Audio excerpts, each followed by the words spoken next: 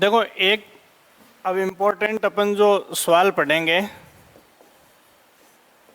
बाह्य सहायता प्राप्त परियोजनाएं। बाह्य सहायता प्राप्त परियोजनाएं। अब पहले तो आप ये देखेंगे कि ये जो शब्द परियोजना मैंने लिखा है ना, इसमें योजना में और परियोजना में क्या फर्क है?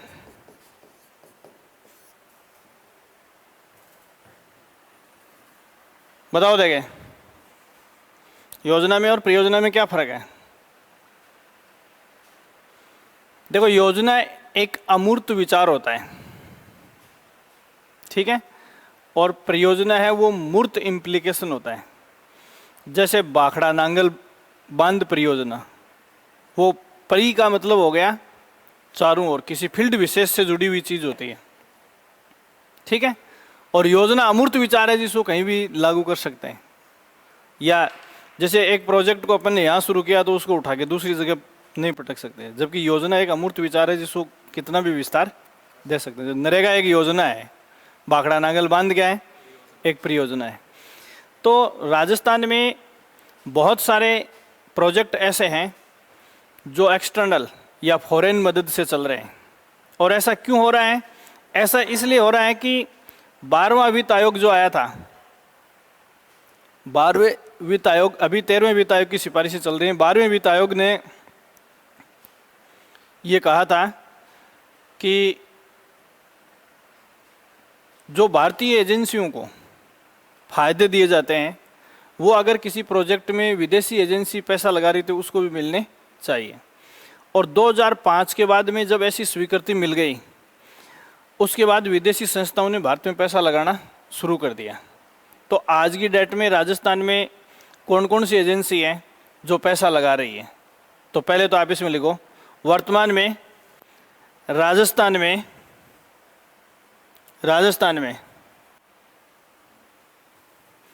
निम्न संस्थाएं परियोजनाओं में, निम्न विदेशी संस्थाएं लेना, निम्न विदेशी संस्थाएं परियोजनाओं में निवेश कर रही है। पहला है विश्व बैंक, वर्ल्ड बैंक, है ना। अब कई बार क्या होता है कि देखो, वर्ल्ड बैंक का पूरा नाम डाल देते हैं कई बार, तो विश्व बैंक का पूरा नाम क्या है? विश्व बैंक तो एक कॉमन शॉर्ट टर्म है अपने लिए। विश्व बैंक का पूरा नाम क्या है? तो यहां विश्व बैंक है, वहां तक तो ठीक है। विश्व बैंक का पूरा नाम है IBRD, international bank for reconstruction and development. International bank for reconstruction and development, reconstruction and development. क्या हो गया? पुनर्निर्माण एवं विकास के लिए इसका पूरा नाम।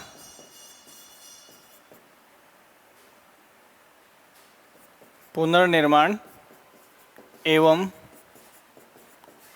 विकास के लिए अंतर्राष्ट्रीय बैंक,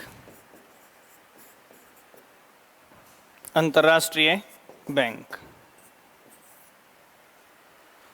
ये इसका क्या है? पूरा नाम है।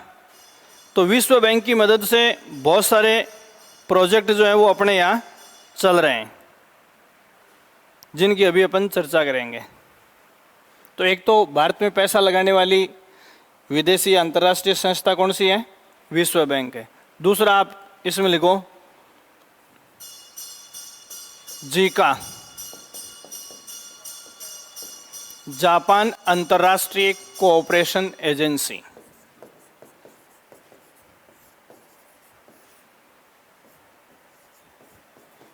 जापान अंतर्राष्ट्रीय कोऑपरेशन एजेंसी, जिका। ठीक है, बायोडाइवर्सिटी मैंने बताया था कि जैसे अपने यहाँ इंदिरा गांधी नहर परियोजना क्षेत्र में, अरावली क्षेत्र में जो पौधारोपण वगैरह कर रहे हैं वो कौन सा कर रहे हैं। ठीक है, फिर है इसमें एशियन विकास बैंक एडीबी, तीसरा।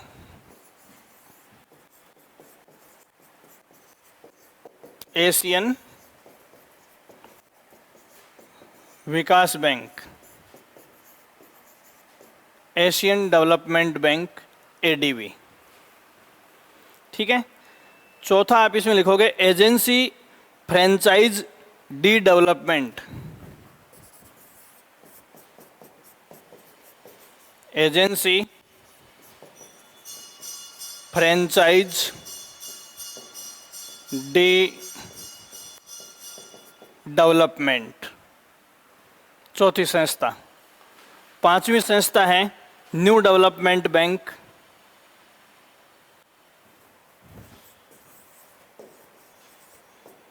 New development bank, new development bank.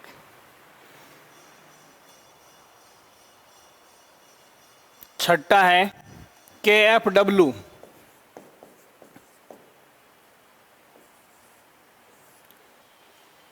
ये एक जर्मन एजेंसी है, जर्मन एजेंसी, ये जर्मनी की संस्था है जो राजस्थान में कई प्रोजेक्ट पे अपना पैसा लगा रही है।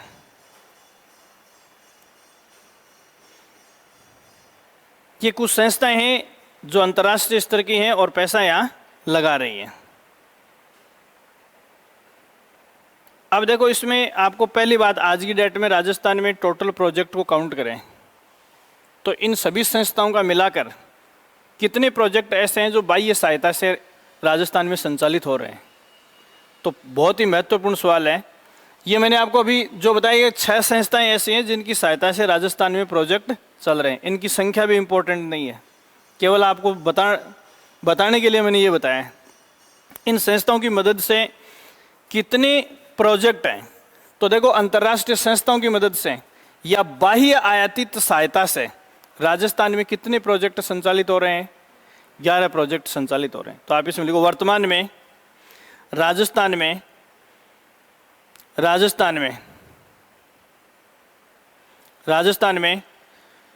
बाह्य सहायता प्राप्त कुल 11 परियोजनाएं संचालित हो रही हैं। कुल 11 परियोजनाएं संचालित हो रही हैं।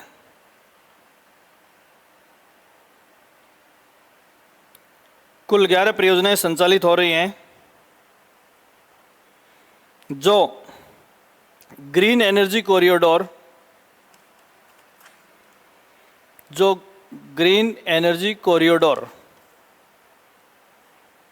कोमा विद्युत प्रसारण, कोमा वानिकी, कोमा जैव विविधता एवं जलापूर्ति के क्षेत्र में कार्य कर रही है। एवं जलापूर्ति के क्षेत्र में कार्य कर रही है। जलापूर्ति के क्षेत्र में कार्य कर रही है। ये 11 सवाल इंपॉर्टेंट है, जिनमें से काफ़ी बार एक सवाल पूछा जाता है। अब कौन सा हो ये अपन कह नहीं सकते। तो अब ये 11 प्रोजेक्ट कौन से हैं। नंबर 1, राजस्थान वानिकी एवं जैव विविधता परियोजना।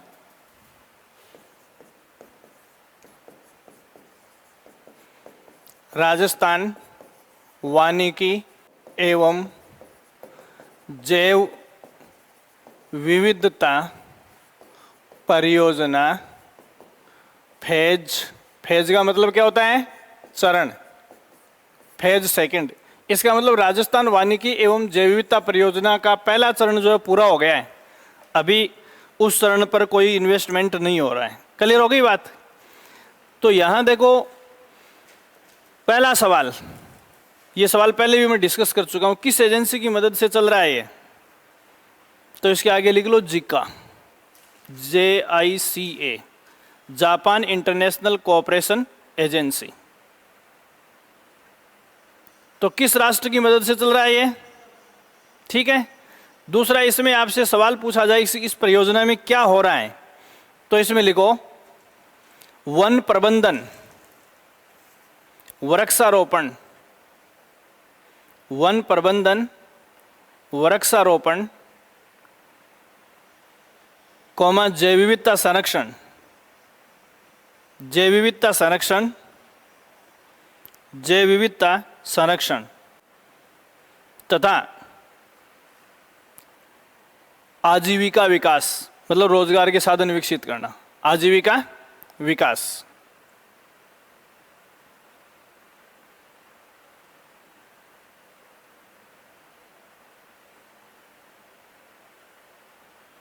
ठीक है। अभी देखो ये सारे कार्य जिका की मदद से राजस्थान के 15 जिलों में, नाम देखो राजस्थान वानिकी एवं जैव विविधता परियोजना, मतलब वृक्षारोपण और वन संरक्षण या जैव संरक्षण के लिए कार्य कर रही है। तो या तो पेड़ पौधे लगाएगी, या जैव विविधता का मतलब मैंने आपको बताया था कि वनस्पति और जीव जंतु दोनों आ जाते हैं। तो या तो जंगलों के लिए या पेड़ पौधों के लिए काम करेगी, और या वन्य जीवों के संरक्षण के लिए काम करेगी। तो अभी जिका जो है वो राजस्थान के 15 जिलों में तथा 7 वन्य जीव संरक्षित क्षेत्रों में अपनी सेवाएं दे रही है। जिलों में जैसे बीकानेर, जैसलमेर, जोधपुर, पाली, सीकर, झुंझुनू, नागौर। अपने यहाँ जो ये वृक्षारोपण अभियान चल रहा है ना सामाजिक वानिकी में, उसमें पैसा किसका आ रहा है? जिका का। जैसे बरसात में सड़कों के ऊपर पौधे वगैरह लगवाए जाते हैं, तो इसमें किसका पैसा है? ये जापानी एजेंसी का पैसा है। तो इसमें लिखो 15 जिले तथा 7 वन्य जीव संरक्षित क्षेत्रों में कार्य कर रही है। 15 जिलों तथा 7 वन्य जीव संरक्षण क्षेत्रों में कार्य कर रही है, संरक्षित क्षेत्रों में कार्य कर रही है।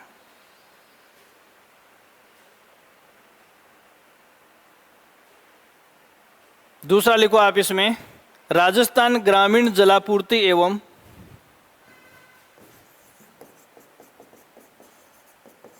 राजस्थान ग्रामीण जलापूर्ति एवं फ्लोरोसिस निराकरण परियोजना।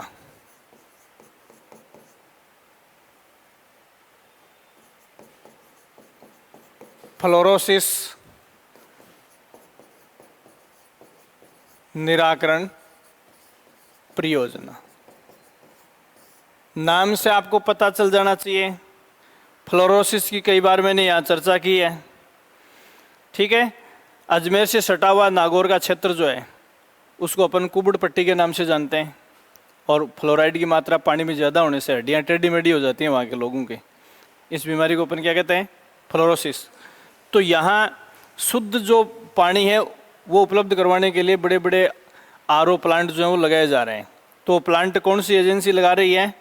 तो इसका जवाब भी क्या है? जिका। ठीक है। जिका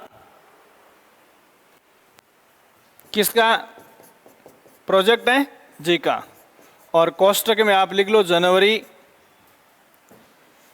2013 टू जनवरी 2022। गई नहीं है, लेकिन अभी टारगेट पूरा नहीं हुआ है।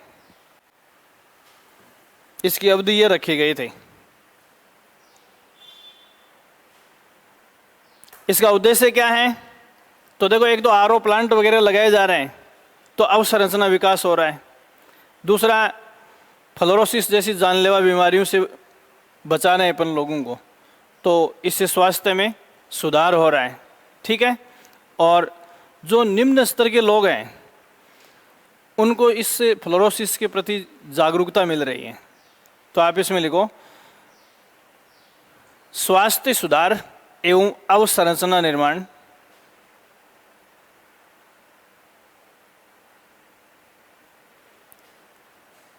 स्वास्थ्य सुधार एवं अवसंरचना निर्माण के साथ साथ फ्लोरोसिस उन्मूलन कार्यक्रम, फ्लोरोसिस उन्मूलन कार्यक्रम संचालित करने हेतु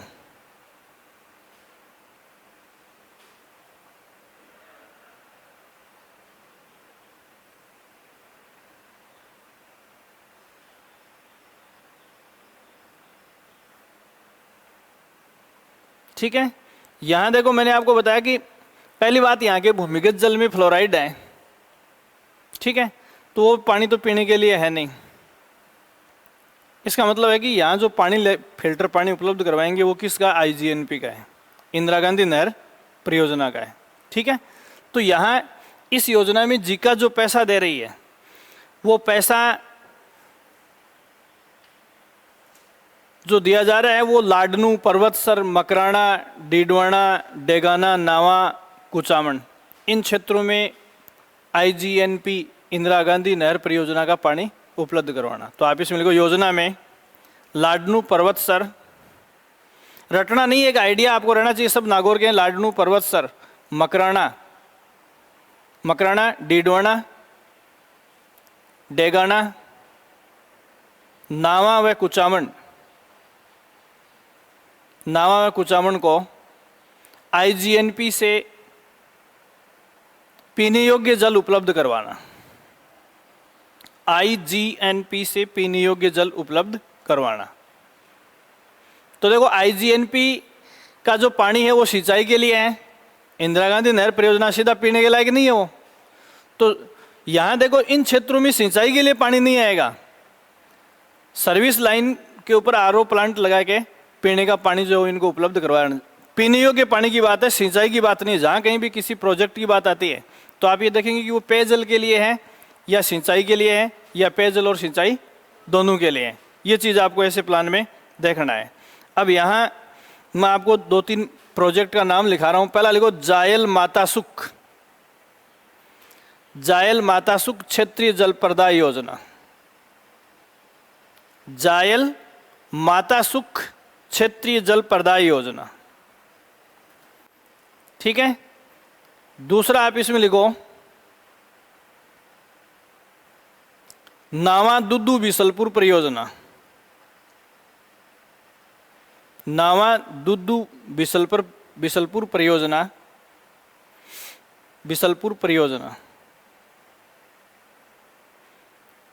ये दोनों प्रोजेक्ट तो किसके हैं, नागौर के हैं। आगे इनको जोड़ के नागौर लिख लो। जीका ये दोनों नागौर के प्रोजेक्ट हैं, इनमें पैसा दे रहा है, ठीक है। तीसरा आप इसमें लिखोगे नोखा दहिया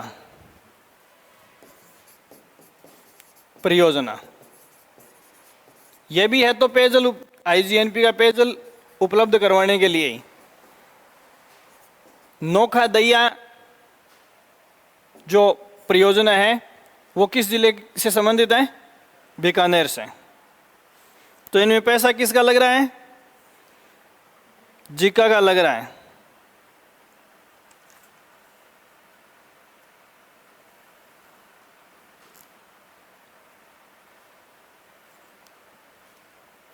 अगला सवाल लिखेंगे आप इसमें ग्रीन एनर्जी कॉरिडोर परियोजना।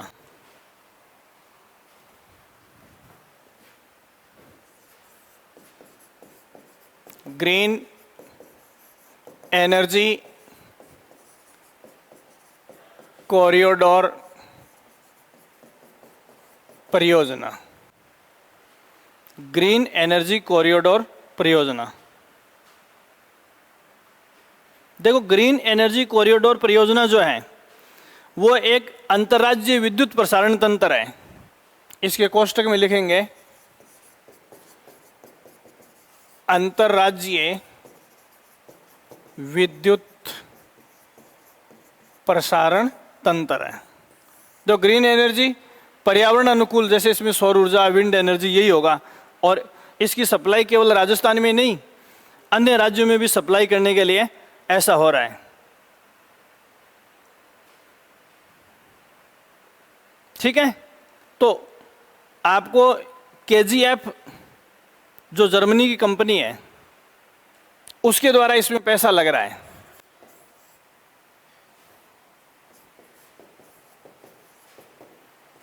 केजीएफ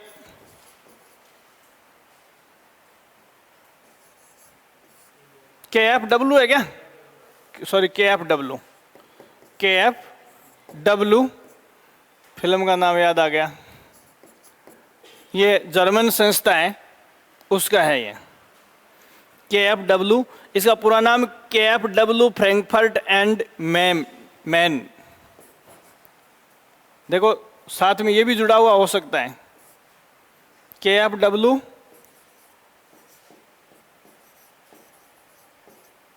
फ्रैंकफर्ट एंड मैन, ये इसके साथ जुड़ा हुआ हो सकता है, पूरा नाम है इसका। इस संस्था के द्वारा ये पैसा लगाया जा रहा है।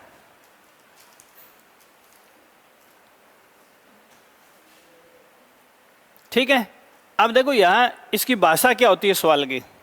राजस्थान में ग्रीन एनर्जी कॉरिडोर जो है इसका संबंध 4 जिलों से है। देखो सोलर प्लांट लगाने के लिए खाली जगह चाहिए और धूप की परिस्थितियाँ भी अनुकूल होनी चाहिए। तो ग्रीन एनर्जी कॉरिडोर का संबंध जिन 4 जिलों से है, जैसलमेर, बाड़मेर, बीकानेर और जोधपुर। तो सवाल की भाषा क्या होगी, जैसलमेर, बाड़मेर, बीकानेर और जोधपुर में ग्रीन एनर्जी कॉरिडोर का क्रियान्वयन या संचालन करने वाली इंटरनेशनल एजेंसी का नाम क्या है, KFW। या फिर ये पूछ सकते हैं कि किस राष्ट्र की मदद से ऐसा हो रहा है, जर्मनी की मदद से। सवाल की भाषा समझ रहे हो ना? ठीक है, तो आप इसमें लिखो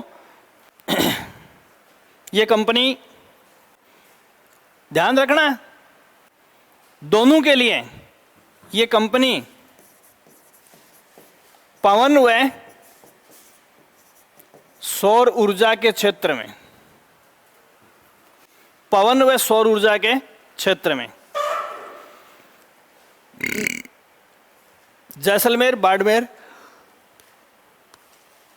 बहुत इंपॉर्टेंट सवाल है, लगा लेना, टिक कर लेना। जैसलमेर, बाड़मेर, बीकानेर एवं जोधपुर में, जैसलमेर, बाड़मेर, बीकानेर एवं जोधपुर में परियोजनाओं का संचालन कर रही है, परियोजनाओं का संचालन कर रही है। देखो ध्यान देने वाली बात क्या है, ग्रीन एनर्जी कॉरिडोर। तो ग्रीन एनर्जी कॉरिडोर में कौन से स्रोतों से एनर्जी बनाई जाती है, हवा से और सौर से। दोनों के लिए अनुकूल कॉरिडोर जो है 4 जिलों में मैंने आपको बता दिया, जैसलमेर, बाड़मेर है, बीकानेर और जोधपुर। और इन चारों जिलों में जो कॉरिडोर का निर्माण किया जा रहा है वो कंपनी कौन सी है, KFW। या किस राष्ट्र की मदद से ऐसा हो रहा है, जर्मनी की मदद से। बहुत ही इंपॉर्टेंट सवाल है, RS जैसी एग्जाम्स के, RPSC की सारी भर्तियों के लिए इंपॉर्टेंट है ये। ठीक है, ये हो गया आपका तीसरा सवाल। चौथा आप इसमें राजस्थान शहरी क्षेत्र विकास कार्यक्रम।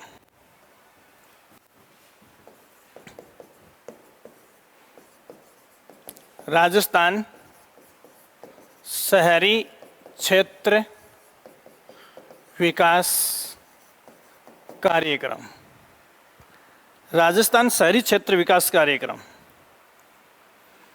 RUSDP, RUSDP। ठीक है, अभी देखना इसके नीचे में ये लिख रहा हूं, ये फेज 3, इसका मतलब तीसरे चरण में चल रहा है ये प्रोजेक्ट। 2 चरण पूरे हो चुके हैं। ठीक है, तो देखो राजस्थान शहरी क्षेत्र विकास कार्यक्रम राजस्थान के शहरों का विकास करने के लिए प्रोग्राम है। ठीक है, RUSDP कौन से चरण में चल रहा है, तीसरे चरण में। इंपॉर्टेंट क्या है, पैसा कौन लगा रहा है इसमें, ADB, एशियाई विकास बैंक। ये सवाल इंपॉर्टेंट है।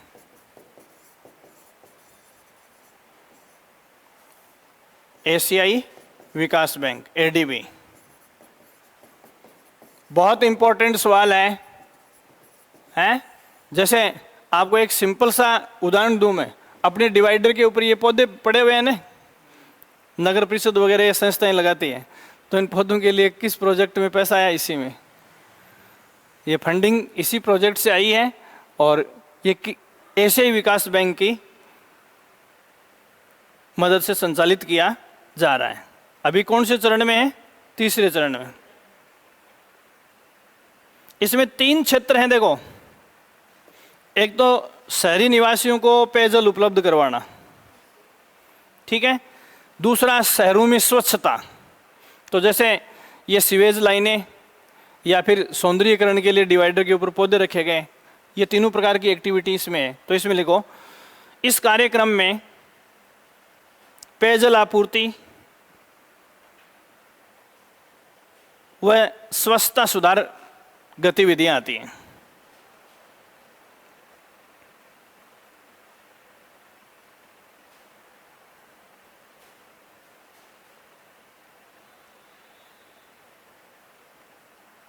ठीक है। अब देखो, अलग अलग जिलों में कहीं ये तीनों एक्टिविटी हैं, कहीं कुछ जिलों में केवल क्या है, सीवेज लाइनें, जैसे झुंझुनू है, गंगानगर है, ऐसे जिलों में केवल सीवेज लाइनें बिछाई जाती हैं प्रोजेक्ट से। वो धीरे धीरे इनका दायरा बढ़ जाता है, तो ये चीज़ें अपने कोई मतलब की नहीं है। फिर इसमें अगला लिखो, राजस्थान मध्यम नगर क्षेत्र विकास परियोजना।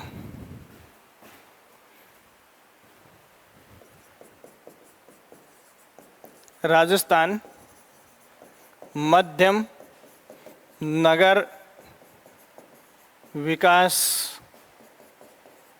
परियोजना। राजस्थान मध्यम नगर विकास परियोजना। देखो, राजस्थान के चयनित शहरों में जलापूर्ति और स्वच्छता सुधार, और ये प्लान अभी राजस्थान के कुल 14 शहरों में संचालित हो रहा है। तो पहला सवाल तो ये है कि इसमें पैसा कौन लगा रहा है, तो वही एडीबी का पैसा है। किसका पैसा है? एडीबी का। कितने शहरों में, राजस्थान की बात कर रहे हैं, राज्य के 14 शहरों में संचालित है। गतिविधि क्या है?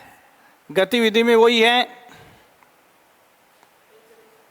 पेयजल और स्वच्छता। पेयजल व स्वच्छता। तो इन दोनों योजनाओं का जो संचालन है, ऊपर वाली का नाम आप दोबारा देखेंगे एक बार, क्या नाम बताया मैंने अभी? राजस्थान शहरी क्षेत्र विकास कार्यक्रम और राजस्थान मध्यम नगरीय क्षेत्र।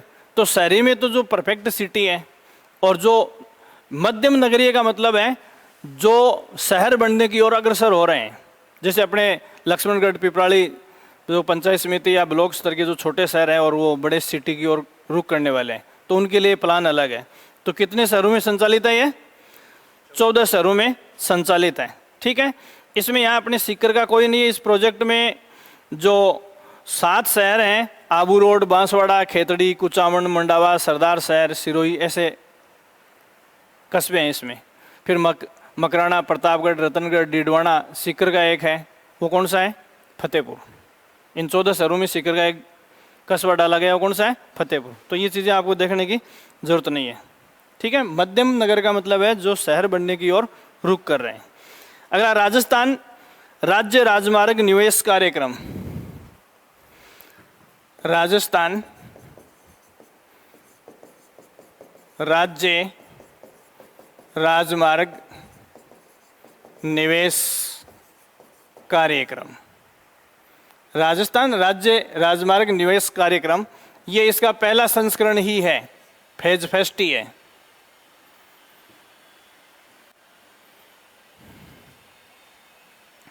किसकी ओर से है? इसमें भी पैसा एडीबी का ही लगेगा, एशियाई विकास बैंक का ही।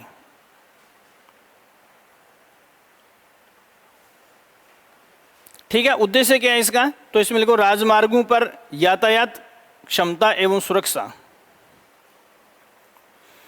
राजमार्गों पर यातायात क्षमता को बढ़ाना या क्षमता व सुरक्षा को बढ़ाना।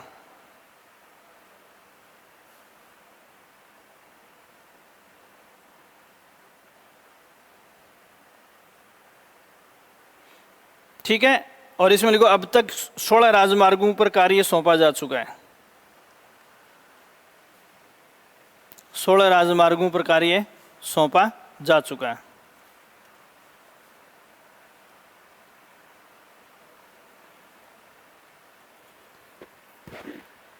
पहले वाला प्रोजेक्ट पूरा नहीं हुआ, अभी चल रहा है। ठीक है।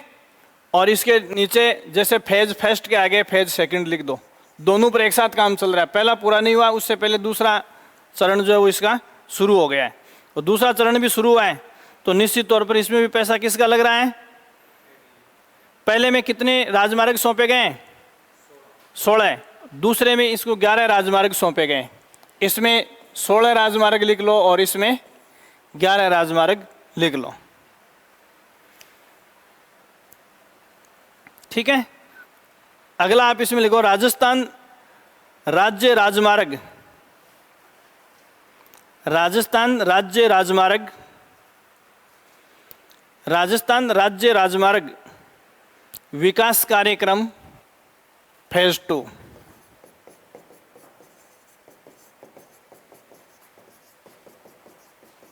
राजस्थान राज्य राजमार्ग विकास कार्यक्रम फेज 2। पिंकी पहले वाला है चेंज हो गया?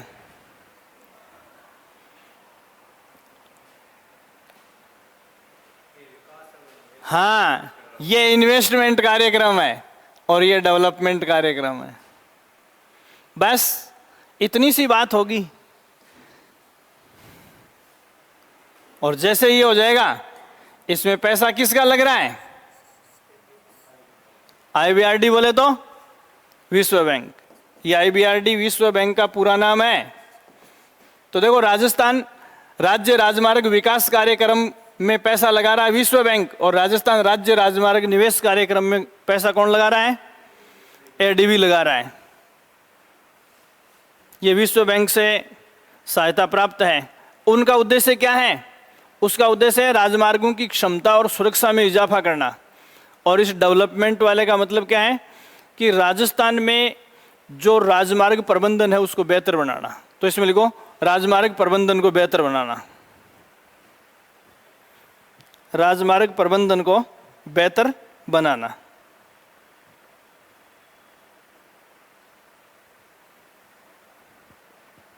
इस प्रोजेक्ट के तहत 11 राजमार्ग सौंपे गए वर्ल्ड बैंक को। कितने राजमार्ग? 11 राजमार्ग सौंपे गए। अगला प्लान राजस्थान जल क्षेत्र आजीविका सुधार परियोजना। राजस्थान जल क्षेत्र आजीविका सुधार परियोजना। राजस्थान जल क्षेत्र आजीविका सुधार परियोजना। राजस्थान जल क्षेत्र आजीविका सुधार परियोजना।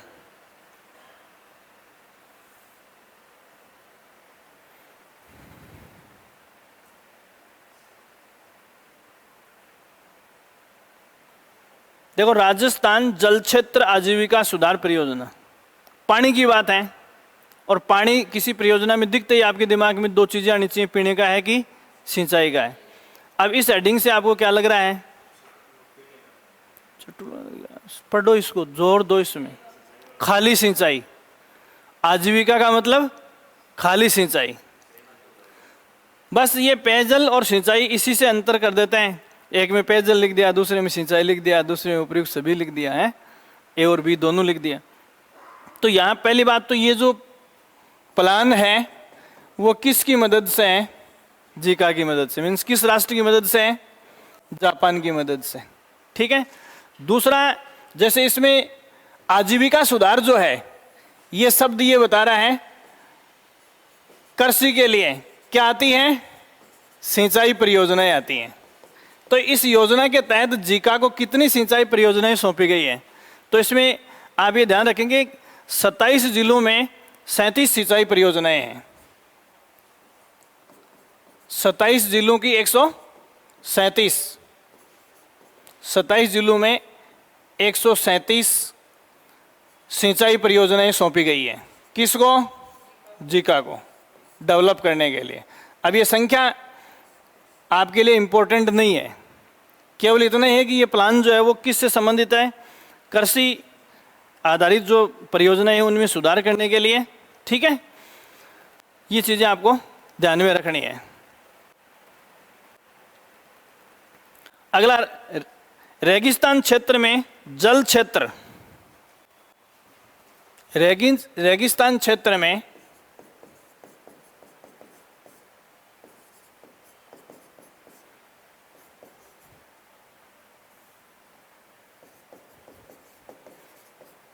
जल क्षेत्र पुनः संरचना परियोजना। ये देखो, जल क्षेत्र पुनः संरचना परियोजना।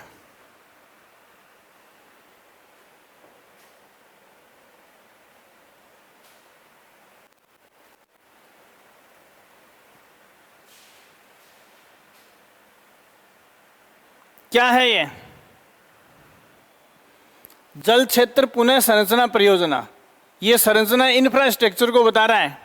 पानी की बात कर रहे हैं, तो बताओ पीने की बात कर रहा है या खेती के लिए बात कर रहा है? स्ट्रक्चर ये बात कर रहा है कृषि की। इंदिरा गांधी नहर परियोजना क्षेत्र में कई जगह ऐसी हैं जो, जैसे अपन कहते हैं ना कि लिफ्ट कैनाल से निकली हुई है। उससे इंदिरा गांधी नहर परियोजना में सिंचाई जो है वो किससे होता है? Lift canal. लिफ्ट कैनाल जानते हो क्या? किसको कहते हैं?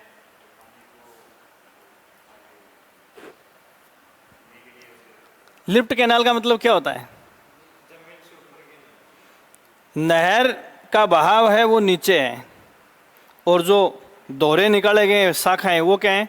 उससे ऊपर है। तो ऑटोमेटिक तो पानी आएगा नहीं, तो वो लिफ्ट लगी हुई है, पानी गड़गड़ाहट के साथ ऊपर कैनाल या उसमें जो शाखा निकली हुई उसमें डालेंगे। तो यहाँ कुछ जो कैनाल्स हैं वो खराब हो गई है, तो उनको दोबारा ठीक करने का प्रोजेक्ट दिया गया है। और ये प्रोजेक्ट जो दिया गया है वो एनडीबी को दिया गया है, न्यू डेवलपमेंट बैंक को। तो आप इसमें लिख लो एनडीबी। पहले मैंने नाम लिखा दिया पूरा, न्यू डेवलपमेंट बैंक। क्या करेगी ये? तो आपको इतना ध्यान में रखना है कि आईजीएनपी क्षेत्र में रिलाइनिंग और मरम्मत आदि का कार्य, रिलाइनिंग, जीर्णोद्धार, मरम्मत, ऐसे शब्द लिखे हुए हो सकते हैं। रिलाइनिंग एवं मरम्मत आदि के कार्य किए जाएंगे।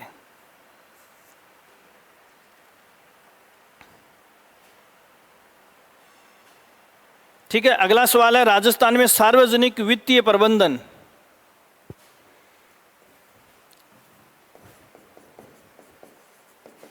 राजस्थान में सार्वजनिक वित्तीय प्रबंधन। राजस्थान में सार्वजनिक वित्तीय प्रबंधन के सुदृढ़ीकरण हेतु परियोजना, के सुदृढ़ीकरण हेतु परियोजना। अब देखो, आपको इसको रटना नहीं है, लिखा हो तो आएगा, आपको तो शब्द को समझना है। तो देखो, राजस्थान में सार्वजनिक वित्तीय, सार्वजनिक का मतलब होता है सरकारी धन का मैनेजमेंट। सार्वजनिक वित्तीय प्रबंधन का मतलब सरकारी पैसे का अच्छा मैनेजमेंट हो। ठीक है, और इसके लिए जो प्रोजेक्ट है, ये प्रोजेक्ट किसको दिया गया है? ये प्रोजेक्ट भी आईबीआरडी के पास है। आईबीआरडी का मतलब क्या हो गया? विश्व बैंक। ये प्रोजेक्ट किसके पास है? विश्व बैंक के पास है। ठीक है, क्या है ये? देखो, वित्त के मामले में जो सरकारी पैसा है उसके प्रति जवाबदेहिता बढ़नी चाहिए, ट्रांसपेरेंसी आनी चाहिए, ईमानदारी हो, और जो सरकारी धन है उसके मामले में उत्कृष्ट सेवाएं मिले। तो ये प्रोजेक्ट किसको सौंपा गया है? विश्व बैंक को। तो आप इसमें लिखो वित्तीय स्वास्थ्य। स्वास्थ्य आदमी वाला नहीं है, वित्तीय स्वास्थ्य, जवाबदेहिता एवं वित्तीय स्वास्थ्य, जवाबदेहिता एवं उत्कृष्ट सेवा, उत्कृष्ट सेवा हेतु, उत्कृष्ट सेवा हेतु संचालित परियोजना। तो आगे मैं आपको बताऊंगा कि अपने राजस्व घाटा, राजकोषीय घाटा, घाटे में चल रही है सरकारें। तो इसको ठीक करने के लिए या सरकारी धन के उपयोग में पारदर्शिता लाने के लिए जो एग्रीमेंट या अनुबंध हुआ वो किस इंटरनेशनल एजेंसी के साथ हुआ है? वर्ल्ड बैंक के साथ हुआ है। ठीक है भाई, धन की निकासी या इनपुट और आउटपुट पर सबसे अच्छा मैनेजमेंट बैंकों के पास होता है। तो राजस्थान सरकार ने अपने इस सार्वजनिक वित्तीय मैनेजमेंट के लिए किस संस्था के साथ पैक्ट किया है? विश्व बैंक के साथ पैक्ट किया। साधारण भाषा ही है। अगला आप इसमें लिखो, राजस्थान ग्रामीण जलापूर्ति एवं फ्लोरोसिस। राजस्थान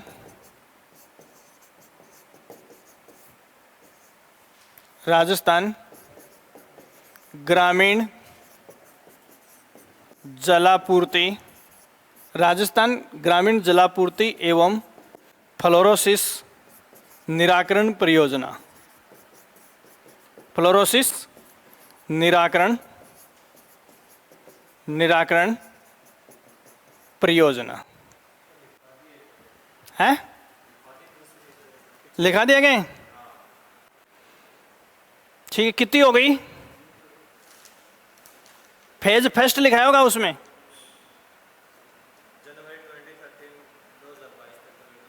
नहीं, इसमें फेज कौन सा लिखा है? उसमें फेज फर्स्ट कर लो, ये दूसरा है। उसमें फेज फर्स्ट लिख लो। फेज फर्स्ट का टाइम दूसरा है। फेज फर्स्ट की अवधि चली गई। फेज सेकंड है जुलाई 2021 से दिसंबर 2024 तक। जुलाई 2021 से दिसंबर 2024 तक। पैसा किसका लग रहा है? जीका का। पैसा इसमें जीका का लगेगा।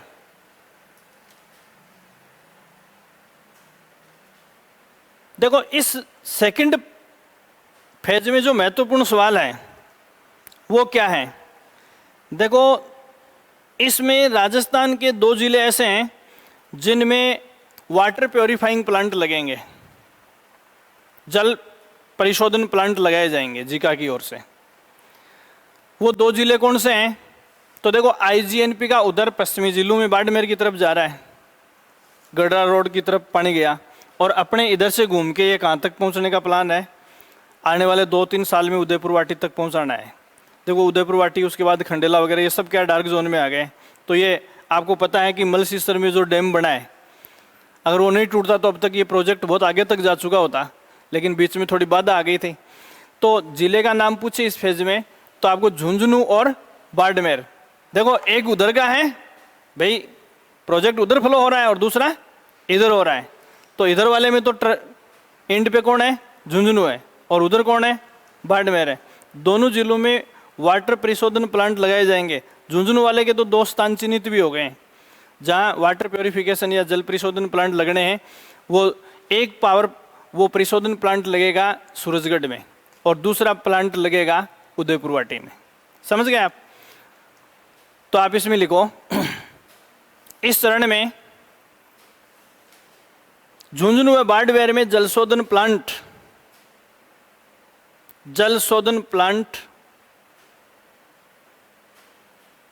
एवं जलापूर्ति संबंधी प्रयास शामिल हैं। पेयजल शब्द लिख लेना। एवं जलापूर्ति संबंधी, पेयजल आपूर्ति, जल में भी कौन सा है? पेयजल आपूर्ति के प्रयास शामिल हैं। जिलों के नाम आ गए, समझ गए आप? तो देखो, गांव में जो पानी पहुंचाना और फ्लोरोसिस का निराकरण करने के लिए इंदिरा गांधी नहर परियोजना के दोनों जो इंड हैं, उधर बाड़मेर, इधर झुंझुनू, दोनों में परिशोधन प्लांट लगाए जाएंगे। अभी मैंने आपको बताया कि झुंझुनू वाले दोनों स्थान जो हैं वो चिन्हित कर दिए गए हैं। तो आप इसमें लिखो, झुंझुनू के सूरजगढ़ व उदयपुर वाटी में प्लांट प्रस्तावित है।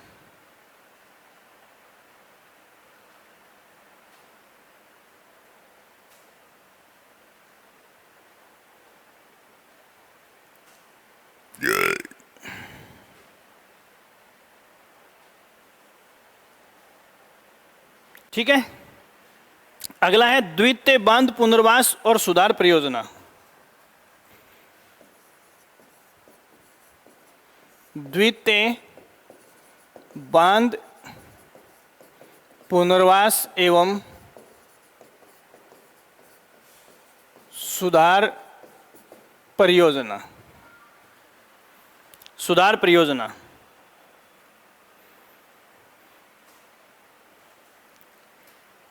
किसका है?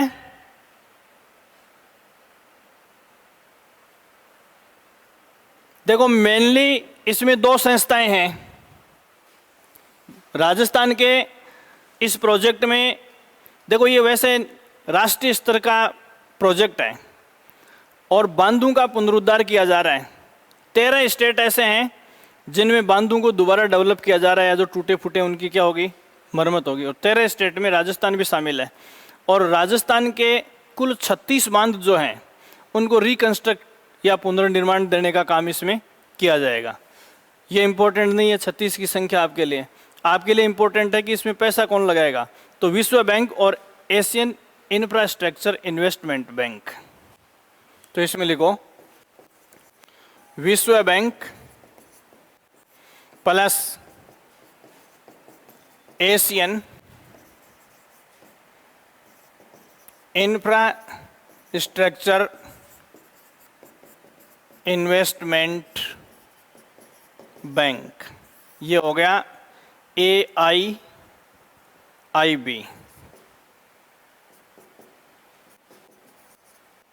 Asian infrastructure investment bank.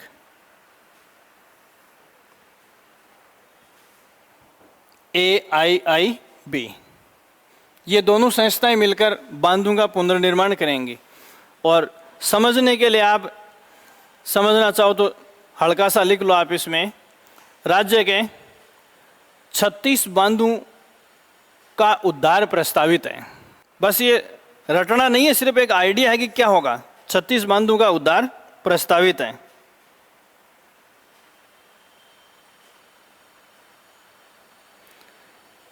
जिसमें जैसे बिसलपुर है, माई बजाज सागर है, जवाई है, सुकली सेलवाड़ा है, गंभीरी है, मात्रकुंडिया है, ऐसे जो बांध है उनको शामिल किया गया। किसी को पढ़ने की आपको आवश्यकता नहीं है। कितनी हो गई? हैं? कितनी परियोजनाएं हो गई? गिन लो।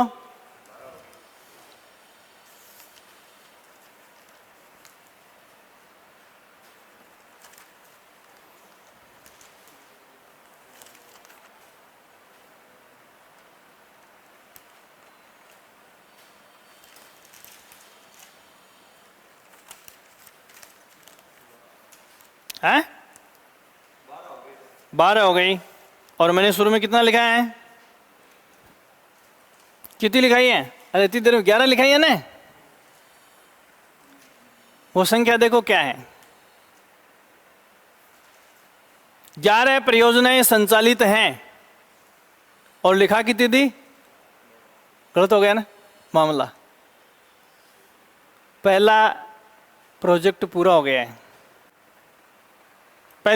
सबसे पहले जो लिखाई है ना वो 2021 में कंप्लीट हो गई है। टोटल 12 योजनाएं बाह्य सहायता से चल रही थी, उनमें से एक का कार्य पूरा हो गया है। अब कितनी संचालित है बाह्य सहायता प्राप्त? 11। ये अभी संचालित हैं। जो सबसे पहले लिखाई है वो क्या हो गई है? पूरी हो गई है। हाँ, राजस्थान वानिकी एवं जैव विविधता प्रोजेक्ट फेज फर्स्ट, ये पूरा हो गया है। तो अभी कितनी चल रही है? 11 चल रही है।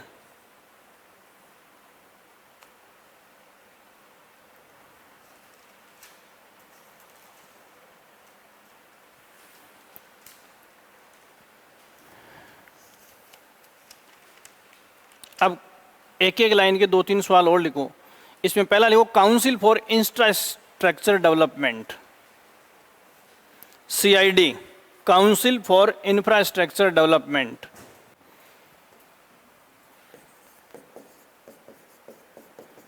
Council for infrastructure development, short में इसको क्या कहेंगे? CID। काउंसिल का मतलब परिषद होता है, आधारभूत अवसंरचना विकास परिषद। हिंदी में इसको आधारभूत अवसंरचना विकास परिषद कहेंगे। क्या है? देखो अभी मैं आपको बताऊं कि ये स्टेट का PPP मोड आधारित प्रोजेक्ट है, वो डेवलप करेगी। PPP मोड जानते हो ना आप? Public private partnership. अब अपन लोग आम लोगों को ये चीज़ें समझ में नहीं आती हैं। जैसे हर ज़िले में मेडिकल कॉलेज खोला जा रहा है, ठीक है ना, तो ये सारे सरकारी कॉलेज नहीं है। 7 कॉलेजों को छोड़कर सारे कैसे हैं, ट्रिपल पी मोड पर है। जैसे सीकर का मेडिकल कॉलेज, चूरू का मेडिकल कॉलेज क्या ट्रिपल पी मोड पर है, तो इसमें फीस वो नहीं लगेगी जो SMS वगैरह में या बीकानेर मेडिकल कॉलेज में लगती है, फीस ज़्यादा है यहाँ की, समझे ना आप। तो इसमें कि कुछ अंश सरकार देगी, कुछ जो यहाँ से सेवा लेंगे वो लोग देंगे। तो ट्रिपल पी मोड आधारित जितने भी प्रोजेक्ट हैं उनको प्रमोशन देने के लिए इस काउंसिल का गठन किया गया है, समझ रहे ना आप। ऐसे जैसे आगे सड़कों में, तो अभी जैसे सड़कें क्यों बन रही हैं इतनी, तो आपको पता है कि सड़क जो BOT स्कीम पर निर्मित हो रही है अपने यहाँ, पता है क्या आपको? BOT स्कीम जानते हो आप? थोड़े दिनों बाद अपने हर खेत तक सड़क हो जाएगी, लेकिन वो किसके तहत बन रही है? BOT। तो देखो, बिल्ट ऑपरेट एंड ट्रांसफर। सरकार रास्ते रजिस्टर्ड करके प्राइवेट कंपनियों को देगी और प्राइवेट कंपनियां अच्छी सड़क बना के उनके ऊपर टोल टैक्स लगाएंगी। बनाया किसने? प्राइवेट कंपनी ने। बिल्ट ऑपरेट, वो तब तक उनके ऊपर उनका संचालन करेंगी या टोल टैक्स लगाएंगी जब तक उनकी खर्चे की रिकवरी नहीं हो जाती। और जैसे ही खर्चा रिकवर हो जाएगा, टीका मतलब वो राजमार्ग सरकार को ट्रांसफर कर दिया जाएगा। तो अपने देश में एक बार किसी प्राइवेट कंपनी को ऑपरेट करने के लिए दे दो, उसके खर्चे कभी पूरे नहीं होते हैं। तो अभी जो गांव में सड़कों का प्रोजेक्ट है, सारी सड़कों पर टोल टैक्स लगना है इन फ्यूचर, आपको बताता हूँ। क्योंकि ये तो क्या है, पब्लिक प्राइवेट पार्टनरशिप। सरकार थोड़ी बना रही है सड़कें, लेकिन आम लोग इन चीज़ों तक नहीं पहुँच सकते। अभी इस पिछले 2 बजटों में इतने सरकारी कॉलेज खोले सरकार ने, है ना। लोसल में बना दिया, लक्ष्मणगढ़ में बना दिया, नवलगढ़ में बना दिया, पड़साना में बना दिया, रणौली में बना दिया, उदयपुर वाटी में बना दिया। सब खुश हो गए। क्या है ये, पता है क्या आपको? है ये सरकारी कॉलेज नहीं है। इनका संचालन कोऑपरेटिव एक्ट के तहत किया जाएगा। समितियां बनेंगी, सरकार किसी में भी प्रोफेसर्स नहीं लगाएगी। इनकी एक सामुदायिक कमेटी होगी, जैसे ट्रस्ट होता है अपने यहाँ ग्रामीण कॉलेज है, तो ग्रामीण कॉलेज एक कमेटी द्वारा संचालित होता है। हालांकि फीस काफ़ी कुछ कम है, लेकिन एक तरह से है क्या, प्राइवेट संस्था ही है। तो ये कोऑपरेटिव सहकारी समितियों के माध्यम से इनका संचालन किया जाएगा। सरकार ने कुछ में डेप्यूट किए थे लेक्चरर्स, वापस हॉस्टाइल हो गए, उनको वहाँ से हटा लिया, समझ गए आप। तो अपने को लगता है कि यहाँ सरकार ने कॉलेज खोल दिया तो मान्यता तो प्राइवेट वाले के पास भी और उसके पास भी है। भाई यूनिवर्सिटी एग्जाम ले रही तो फ़र्क क्या है? फ़र्क तो वहाँ लेक्चरर का ही तो होता है। तो इनमें से किसी में भी नहीं लगेगी। सबको कमेटी समितियों को या सहकारी समितियों को हैंड ओवर कर रहे हैं। मतलब वही प्राइवेट स्कूल वाला सा सिस्टम है। अगर बच्चे से फीस कम ले रहे हैं तो वहाँ जो फैकल्टी पढ़ाएगी उनकी सैलरी भी क्या होगी, कम होगी। ऐसा ही सिस्टम इनमें होने वाला, शुरू कर दिया इसी जुलाई से। 1 साल के लिए भेजा था पिछले साल डेपुटेशन पर, स्थायी लेक्चरर्स हुआ, वापस हटा दिया वहाँ से। तो ये ट्रिपल पी मोड के ऊपर काम करने वाली संस्था है। सेंटेंस लिख लिया क्या? इसमें लिखो, ट्रिपल पी मोड पर परियोजनाओं को विकसित करने हेतु, ट्रिपल पी मोड पर परियोजनाओं को विकसित करने हेतु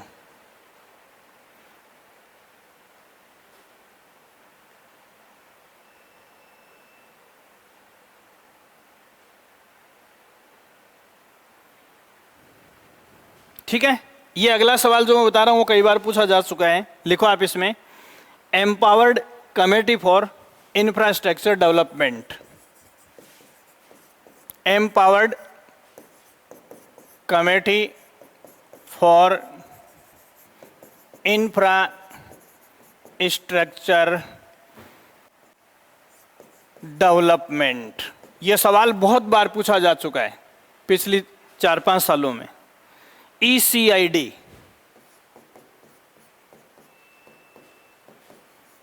देखो, empowered committee for infrastructure development. Empowered, इसका मतलब क्या है? ऊपर जो काउंसिल बताई है ना मैंने, CID को सहयोग देने के लिए है ये, लिख लो। और कमेटी क्या है? समिति है ये, और वो एक संस्था है। काउंसिल तो इसमें लिखो सीआईडी के कार्यों में मदद करने हेतु। ये सवाल नहीं पूछा जाता, ये भी बता दूं मैं आपको। इसका कार्य क्या है? सीआईडी को मदद करना। काउंसिल फॉर इंफ्रास्ट्रक्चर डेवलपमेंट ऊपर जो बताइए ना, उसको मदद करेगी है। सवाल ये है, बार बार जो पूछा गया, एक ही सवाल रिपीट हुआ है कि empowered committee for infrastructure development का अध्यक्ष कौन होता है? तो इसका अध्यक्ष हमेशा राज्य का मुख्य सचिव होता है, ठीक है ना। तो आप इसमें लिखो, इस कमेटी का अध्यक्ष राज्य का मुख्य सचिव होता है। यह सवाल इंपॉर्टेंट है। तो किसकी अध्यक्षता में empowered committee for infrastructure development का गठन किया गया है? मुख्य सचिव की अध्यक्षता में।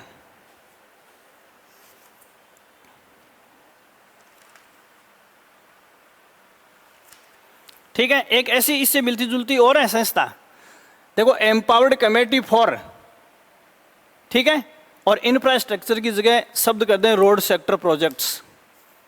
Road sector projects. तो देखो इसमें भी आपको कंफ्यूज होने की जरूरत नहीं है। एम्पावर्ड कमेटी फॉर लिख लो, empowered committee for road sectors projects.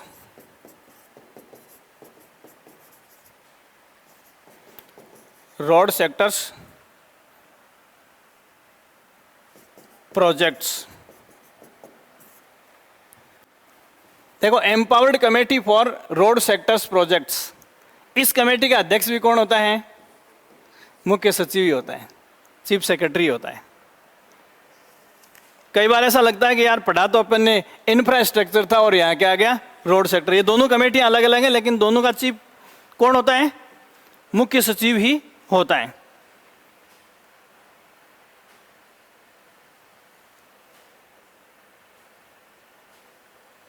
ठीक है। इसके अलावा तीसरा नाम क्या दे दिया जाए इसमें? इसमें लिखो स्विस चैलेंज प्रस्तावों के लिए state level empowered committee.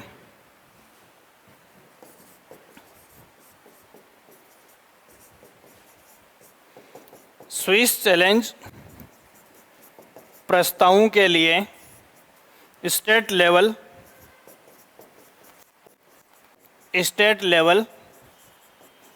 Empowered committee. इसका अध्यक्ष भी कौन होता है? चीफ सेक्रेटरी होता है, मुख्य सचिव ही होता है। तो देखो यहां मैंने आपको क्या बताया, इसका उल्टा देखो क्या होता है। कई बार जैसे आरएस वगैरह में गड़बड़ क्या होती है, फिर वो एक दो बिंदु कौन से का होता है, जैसे दे दिया कि निम्न में से मुख्य सचिव किस समिति का अध्यक्ष होता है, ठीक है। फिर नीचे 1 2 3, ठीक है, ये 3 बिंदु दे दिए। फिर पहले ऑप्शन में दे दिया 1 एवं 2 का, फिर दूसरे में दे दिया केवल 2 का, फिर तीसरे में दे दिया 1 2 और 3 तीनों का। ऐसे बना के सवाल दे देते हैं। तो एम्पावर्ड कमेटी दिखते ही आपको चीफ सेक्रेटरी दिखना चाहिए सब में, चाहे वो स्टेट लेवल हो, चाहे रोड सेक्टर्स पे हो, चाहे इंफ्रास्ट्रक्चर पे हो। तीनों पे ही जो कमेटी गठित की जाती है उसका चेयरपर्सन कौन होता है? मुख्य सचिव होता है। ठीक है। ये चीज़ें मैंने आपको मोटी मोटी आज की बताई है। कुछ प्रोजेक्ट जो है वो इसमें और बचे हुए हैं जिनकी अपन कल चर्चा 5-7 मिनट देखो तो ये चैप्टर हो सकता है। लिखो इसमें, देखो पिडकोर,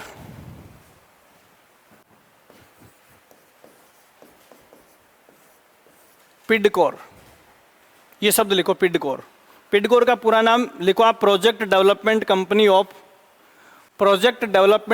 of Rajasthan. Development company of Rajasthan, ठीक है। पिडकोर जो है वो PDC कंपनी हो गया और O ऑफ हो गया और R राजस्थान हो गया, पिडकोर। ठीक है। तो देखो PPP मोड के जितने भी प्रोजेक्ट तैयार होंगे वो कौन सी संस्था करेगी? पिडकोर। तो इसमें लिखो PPP मोड के प्रोजेक्ट तैयार करेगी।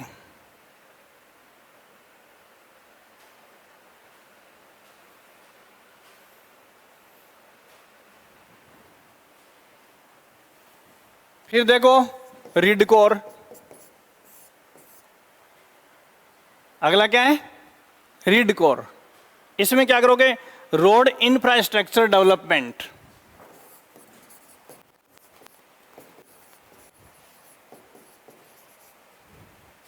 Infrastructure development of Rajasthan. ठीक है, तो कुछ नहीं है, पिडकोर ट्रिपल पी मोड के प्रोजेक्ट तैयार करेगी और रिडकोर रोड प्रोजेक्ट तैयार करेगी। सड़कों के जितने भी प्रोजेक्ट हैं वो कौन सी संस्था तैयार करेगी, रिडकोर। ठीक है, अगला लिखो आप इसमें, सवाल ही लिख लो सीधा इसमें लिखो बादला कहां पड़ता है, जोधपुर में। सवाल की भाषा में ही आप इसको लिखोगे, बादला जोधपुर में। जोधपुर में सौर ऊर्जा पार्कों को चरणबद्ध तरीके से, सौर ऊर्जा पार्कों को चरणबद्ध तरीके से विकसित करने वाली कंपनी, 2014 से चल रहा है, चरणबद्ध तरीके से 2014 से विकसित करने वाली कंपनी, विकसित करने वाली कंपनी।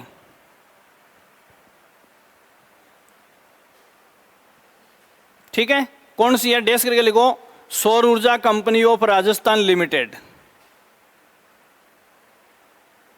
सौर ऊर्जा कंपनी ऑफ राजस्थान लिमिटेड।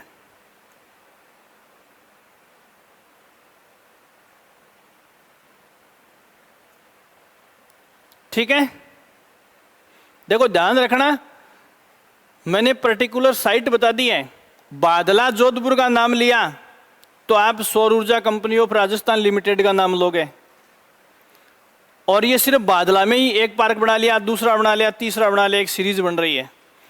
इसके अलावा 750 मेगावाट के 2 सौर पार्क बन रहे हैं, एक जोधपुर में और एक जैसलमेर में। इनको डेवलप करने के लिए कंपनी दूसरी है, वो है एसएल सौर ऊर्जा कंपनी ऑफ राजस्थान लिमिटेड है। तो आप इसमें लिखो, जोधपुर व जैसलमेर में, जोधपुर व जैसलमेर में सौर ऊर्जा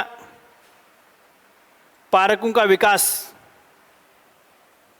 सौर ऊर्जा पार्कों का विकास, ये शब्द जोड़ दो ऊपर वाले में पहले बस, एसएल, एसएल सौर ऊर्जा कंपनी, एसएल सौर ऊर्जा company of Rajasthan limited.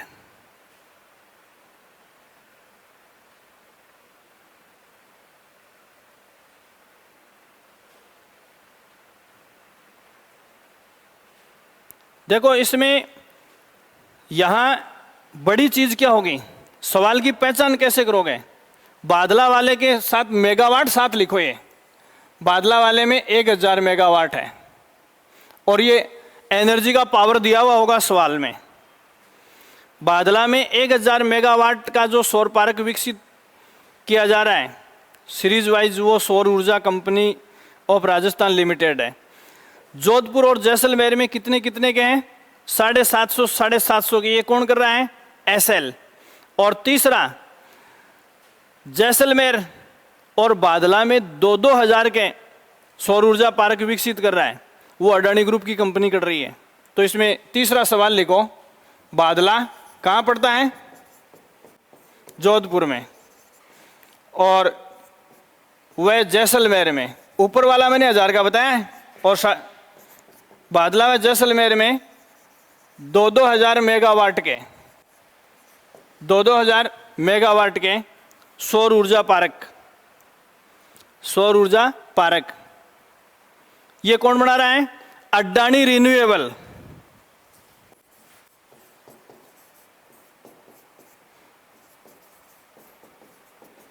Adani renewable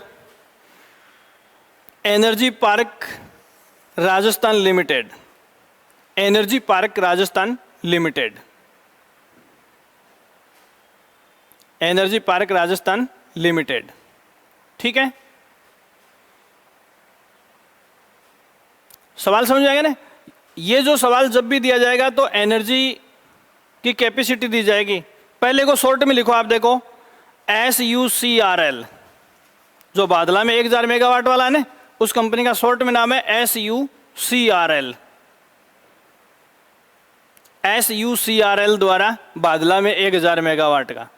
दूसरे में SUCRL से पहले एक शब्द और लिख दो, SL के लिए, ESUCRL। ये 750 मेगावाट के 2 पार्क जोधपुर और जैसलमेर में विकसित करा। तीसरे को शॉर्ट में अपन क्या कहेंगे,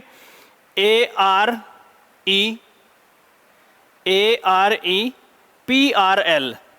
ये 2000 के जैसलमेर और बादला में विकसित कर रहा है।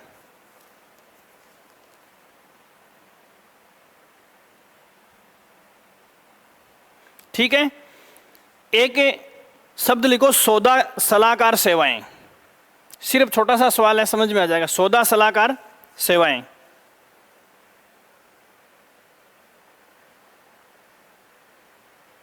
सौदा सलाहकार सेवाएं, इनका संबंध किससे है? तो प्रशासन के जितने भी विभाग हैं ना, शिक्षा, चिकित्सा, विनिर्माण विभाग, प्रशासनिक विभागों की कार्यशैली में पारदर्शिता के लिए, लिख लो इसके आगे, प्रशासनिक विभागों की कार्यशैली में पारदर्शिता हेतु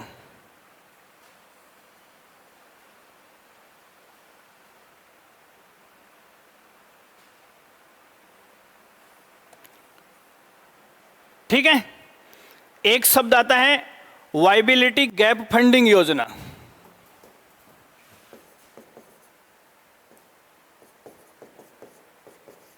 वायबिलिटी गैप फंडिंग योजना, वायबिलिटी गैप फंडिंग योजना, वायबिलिटी गैप फंडिंग योजना। इसमें भी आपको ज़्यादा देखने की जरूरत नहीं है। अब देखो, मैंने आपको बताया कि देखो हॉस्पिटल हैं, मेडिकल कॉलेज हैं, शिक्षण संस्थाएं हैं, ये सब क्या है, PPP मोड पर जा रहे हैं। एक होती सामाजिक सेवाएं, सहयोग और उपकार से जुड़ी हुई जो एक्टिविटी हैं, इन क्षेत्रों में भी PPP मोड पर बल देने के लिए ये योजना शुरू की गई है। तो इसमें लिखो, सामाजिक क्षेत्र में PPP मोड को बढ़ावा देने हेतु, सामाजिक क्षेत्र में PPP मोड को बढ़ावा देने हेतु, PPP मोड को बढ़ावा देने हेतु, PPP मोड को बढ़ावा देने हेतु, ठीक है। 3, एक नीति और 2 अधिनियम बता रहा हूं किस वर्ष के हैं। पहला बहुत इंपॉर्टेंट है, सड़क विकास नीति 2013 की है। सड़क विकास नीति कब की है? 2013 की। दूसरा सवाल आप इसमें लिखोगे,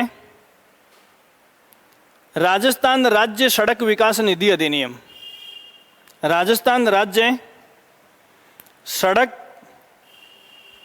राजस्थान राज्य सड़क विकास निधि अधिनियम, ये 2004 का है। निधि अधिनियम 2004 का। देखो, अपन डीजल पेट्रोल खरीदते हैं ना, तो उसके ऊपर एक विशेष टैक्स लगता है। डीजल और पेट्रोल के प्रति लीटर पर 1 रुपया लेते हैं अपने से पेट्रोल पंप वाले, उसको क्या बोलते हैं? सेस। तो वो 1 रुपया कहाँ जाएगा? इसी फंड में जाएगा, इसी कानून में। और उसका इस्तेमाल जो है वो सड़कों का जो रख रखाव है, रिपेयरिंग वगैरह, उसके लिए यूज किया जाता है सेस को। ठीक है। तीसरा लिखो, राजस्थान राज्य राजमार्ग अधिनियम, राजस्थान राज्य राजमार्ग अधिनियम 2014, राजस्थान राज्य राजमार्ग अधिनियम 2014। ये चीज़ें आज की इस क्लास में अपने लिए जो महत्वपूर्ण थी वो मैंने आपको बता दी है। ठीक है। अब इनमें आपको कुछ पूछना है तो आप पूछ सकते हो।